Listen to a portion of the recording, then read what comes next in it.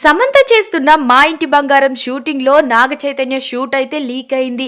నాగ చైతన్య సమంతలు విడిపోయాక చాలా ఈవెంట్స్ లో సమంత బాధపడుతూ ఉండడం చూసి నాగ చైతన్యదే తప్పు అంటూ రకరకాలుగా రూమర్స్ అయితే స్ప్రెడ్ చేశారు. మీడియా వాళ్ళైతే సమంత నాగ చైతన్యాలను ఎన్నిసార్లు వాళ్ళు డివోర్స్ కారణం అడుగుతున్నా సరే తప్పించుకుంటూనే కనిపించారు.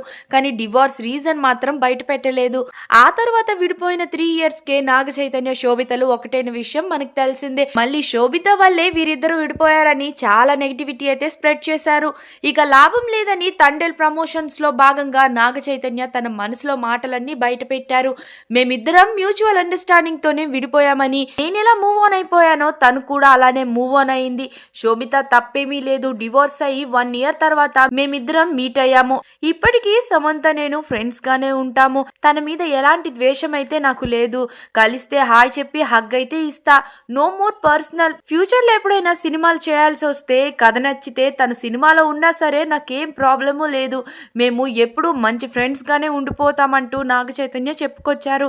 నాగ చైతన్య ఎలా అయితే అప్పట్లో చెప్పారో ఇప్పుడు సమంత చేస్తున్న మా ఇంటి బంగారం పాన్ ఇండియా మూవీలో నాగ చైతన్య కూడా ఉన్నారని తెలుస్తోంది. కానీ డైరెక్టర్ నందిని రెడ్డి ఈ విషయాన్ని మూవీ రిలీజ్ టైంలోనే రివీల్ చేయబోతోందని తెలుస్తోంది. ఈ సినిమాపై చాలా సస్పెన్షన్ క్రియేట్ చేయడానికే డైరెక్టర్ నందిని రెడ్డి ప్లాన్ చేస్తున్నారట. అందుకనే సమంత ఈ మూవీ పూజ కార్యక్రమాలు కూడా రాజ్ నిద్మోర్ తో కలిసి చేసింది. సినిమా స్టార్ట్ అయిన 2 రోజులకే సమంత రాజ్ నిద్మోర్లు ఒక్కటయ్యారు. ఇక మీకేమనిపిస్తుంది? సమంత నాగ చైతన్యలు ఒకే సినిమాలో కనిపించడం హిట్ అవుతుందా లేదా? కామెంట్స్ లో తప్పకుండా చెప్పేయండి. మరిన్ని అప్డేట్స్ కోసం మా ఛానల్ ని సబ్స్క్రైబ్ చేయండి.